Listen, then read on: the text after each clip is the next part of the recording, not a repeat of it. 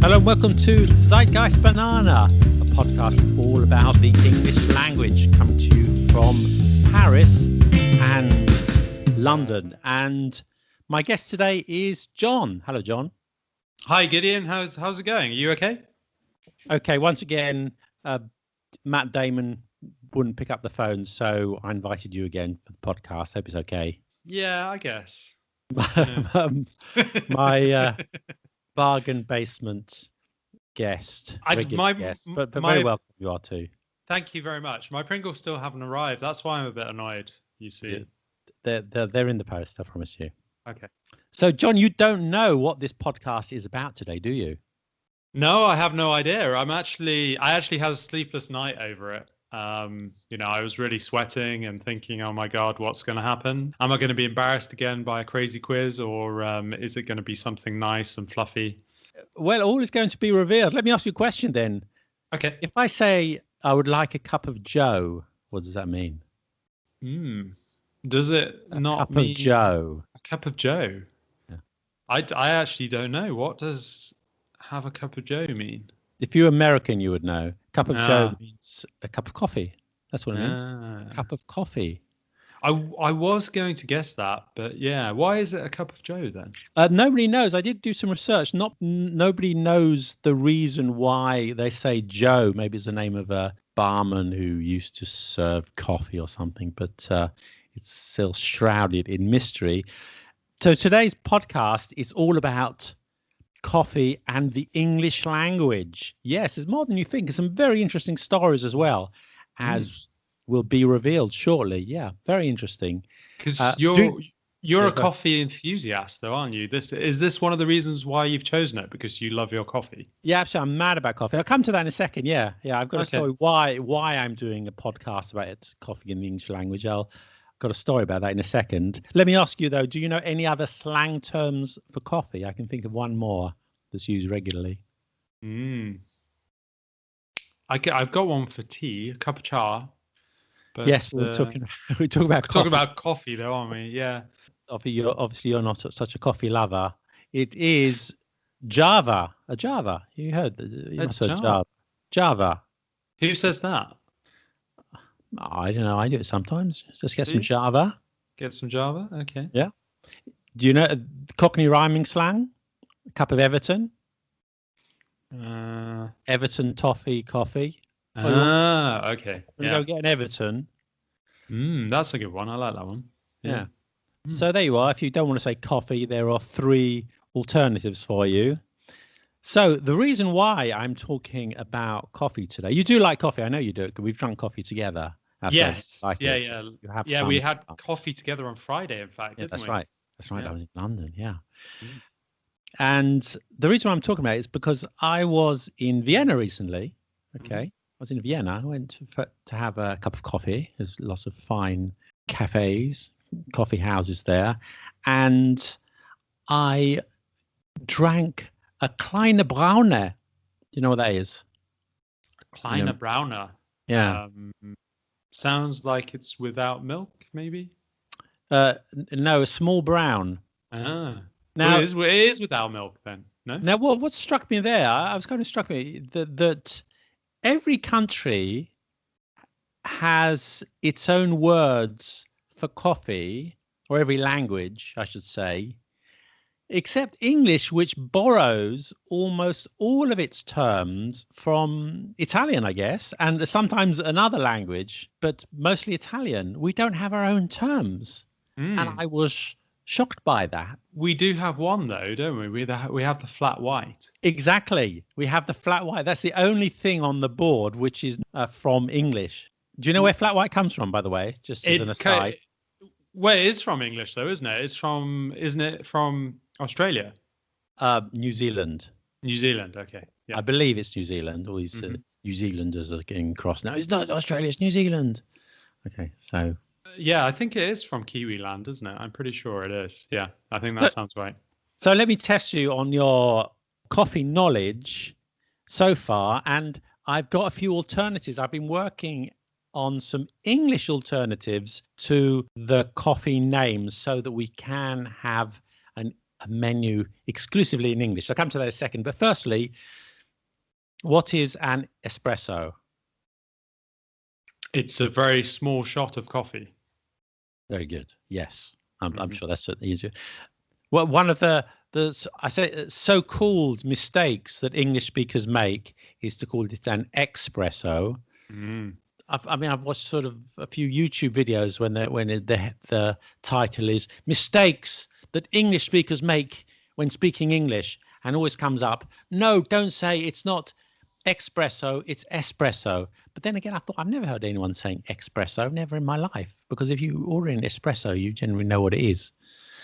Yeah, I think so. It doesn't normally happen. I mean, probably something that used to happen a long while ago.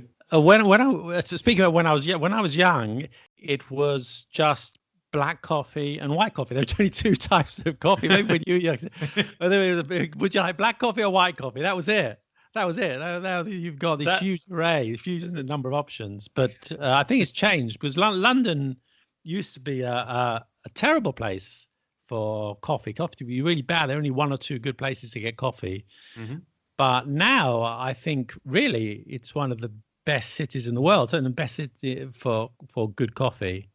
I mean, it's extraordinary. So we should have our own terms for it. We should have our own language for coffee.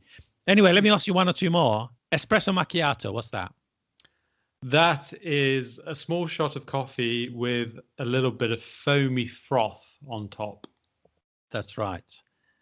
And this is what I was thinking when I was doing my trip to Vienna. That has a name in every language. In French, it's Café Noisette, Café Noisette, Kleine Braune in Austria. I think maybe in Germany too. I don't speak German. And Espresso Macchiato, of course, is from Italy, but we don't have a name for it. We use the Italian. Do you know what cappuccino is? Yes, I definitely know what a cappuccino is. Okay. That's an easy one, isn't it? It's kind of a bigger version of the macchiato, but it's kind of more kind of mixed in the milk rather than just being on top. And why is it called a cappuccino? It comes from the cappuccino monks. So, that's the original idea.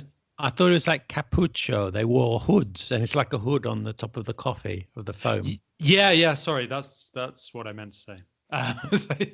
But yes, it comes from the monks, though. Yeah, the cappuccio monks. That's right. Yes, you are right.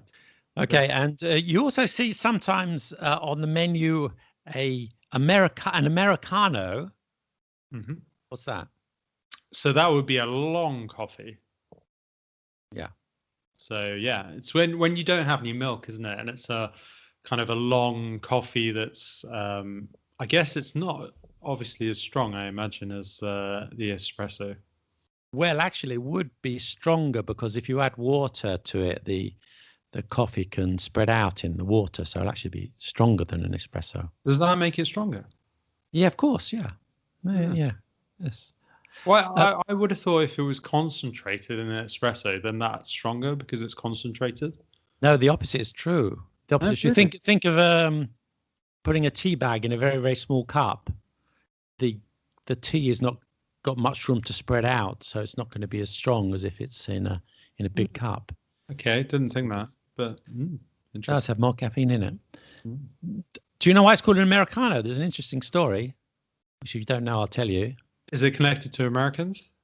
It's connected to Americans during the war who were in Italy, and they were not so keen on the espressos. They liked a longer drink, so they asked the Italians to put more hot water in the espresso, and then the Italians called it, it's for the Americano, this one.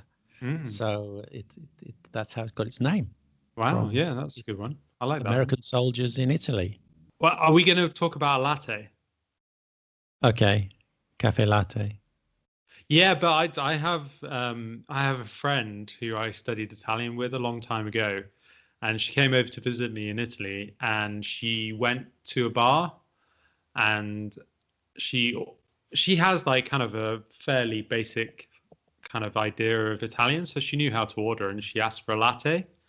And they looked at her a bit strangely, and they were like, "You want a latte?" And she was like, "Yeah, I want a latte." And they were like, "Are you sure about that?" And she was like, "Yeah, give me a latte." And then they gave her a glass of milk. Well, yes. But isn't it in Italy, don't they say latte macchiato? Isn't that like we say cafe latte, but the Italians don't use it so much. They usually say latte macchiato. No, well, they would say cafe latte. So Cafe latte. Okay. I guess in the UK, often people would just say latte, wouldn't they? Rather Yeah. than saying cafe latte. So I guess that's where it comes from. So she was rather mystified, but understood her mistake. Okay. Right. So very, very briefly, I have written my English words for coffee. Now we're going to replace all the time. No more Italian. Okay. No more Italian. And I want you to go out and start using it, start ordering them, start referring to the coffees in this way. Okay. So I'll start with espresso, which I thought, well, why not? Just an express. That's okay. Give me an express. Express. Okay. That sounds good. Express. Now, a espresso macchiato, cafe noisette, or it's a cortado in Spain, isn't it? A cafe cortado. But isn't a cortado a bit different? Well, when you order cortado in England, it's something else. But when you're in Spain, it's more or less espresso macchiato. They might just use a bit of cold milk rather than the foam of the milk, but it's more or less the same thing as a noisette or whatever. But yeah, it's different in England. So an espresso macchiato, I like the German. I think I called it a little brown. Do you like it? I think it's good. Can I have a little brown, please? Okay. I think it's cool. And if you want like a big black coffee with a bit of milk in it, I quite like that sometimes. A big brown. Große Braune, they call it in Germany. Do they call it that? Wow. Yeah, they do. They do. I'm not an expert on German coffee names, but I did hear it. Okay. You can use Americano. That's fine, I think. And keep that as it is. Cappuccino, nah. Well, I don't like cappuccino. Let's something English. How about a frothy coffee? A frothy coffee. Yeah. Can I have a frothy coffee? Frothy coffee. Because that's what it is. It's basically coffee with froth. Yeah. It'd be quite difficult though if you're a little bit drunk and you're trying to sober up, because it'd be difficult to say. Okay, well, I don't get my coffee when I'm drunk, John. Okay. At 8 o'clock in the morning in the cafe. And cafe latte, a milk coffee, simply a milk coffee. A milk coffee. Yeah. Or a milky. Yeah, okay, milky. Fair enough. Coffee. Milky coffee. So I think we should start using these terms. I have a little brown, please. So yeah. I'm not sure what kind of responses we would get from that, but yeah. So those are the names of the coffee. By the way, do you know any other expressions? Do you know any idioms on the top of your head with coffee? Because there are a lot of tea, aren't there? Coffee. I can't think of any coffee phrases, to be honest. I've only got one, and that is wake up and smell the coffee.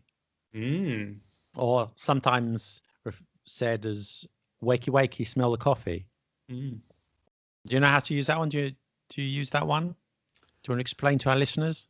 That would be when you are not really seeing something clearly. Maybe you're saying, oh, yeah, this person's a very nice person. I like this person. And your friend is like, no, wake up and smell the coffee. He's a terrible person. Yes, precisely. Yeah. When everyone else is aware of something, but you're not, or the person who's speaking is not, and you'd say to that person, wakey, wakey, smell the coffee. I've never heard the wakey, wakey, smell the coffee one, but definitely wake up and smell the coffee. Okay, yes. I think that maybe it's less common, but it's also used. So the word coffee itself, where does it come from, John? This is our little quiz for you. Where does the word coffee come from? Arabic. Oh, I'm very impressed. Yes, I got one right. You were sort of right. Oh. It's a bit more complicated than that, but yes. So coffee in English comes from Dutch, which took it from Turkish, which took it from Arabic. Kawa. I don't know how to pronounce it in Arabic. And in Arabic, it means something like something that suppresses hunger, because apparently coffee suppresses hunger, and that was the origin of the term. And do you say cafe or coffee house? I would say cafe because normally coffee house for me is something that you would find in Amsterdam. Yeah, exactly. Well, no, because I have my students, they often talk about I'm going to the coffee house. And it's not incorrect because I think some people would say coffee house and sometimes you say use, but I think 90% of the time people would just say cafe. And as you say, coffee house has another connotation sometimes. So Yeah. I say cafe. Yeah, it's possible it's the difference between American English and British English, perhaps. I mean, maybe there's more like to say coffee house in America. Because don't they say that in Friends? We're all going to the coffee house. I don't know. I don't watch Friends. Okay, I was just too. fair enough. I know. I'm just thinking Is that that. your reference? Is that how you know about American English? Just by listening to Friends? So my next question is, where does coffee come from? Which country? Hmm, isn't it from South America? Okay, I should say where do we originally get coffee from? Where is the origin of our beverage? Well, again, I The would say first drunk. somewhere on the Arabian Peninsula, but I'm not sure how accurate that would be. Oh, very good. Yes. Ah, Yes. I'm The feeling first, smart today. you are very good. Yemen. The first references to coffee drinking are from Yemen. Ooh, okay. Okay. And the first country in Europe to get coffee was Was Italy? almost, it was Malta. So the first country in Europe to get coffee was Malta. Mm, There was okay. the siege of Malta sometime in the 16th century, and the prisoners there were from Turkey and they were making coffee. It was noticed. So, yeah, then it came to Italy. One of the first European countries to get coffee was England, surprisingly. That is quite surprising, isn't it?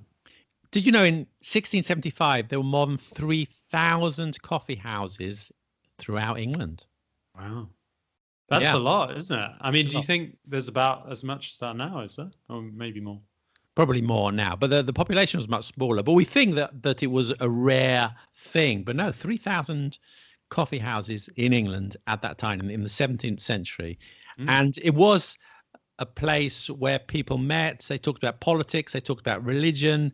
The king didn't like it, tried to get it banned. Women were not allowed to come to the coffee houses in England.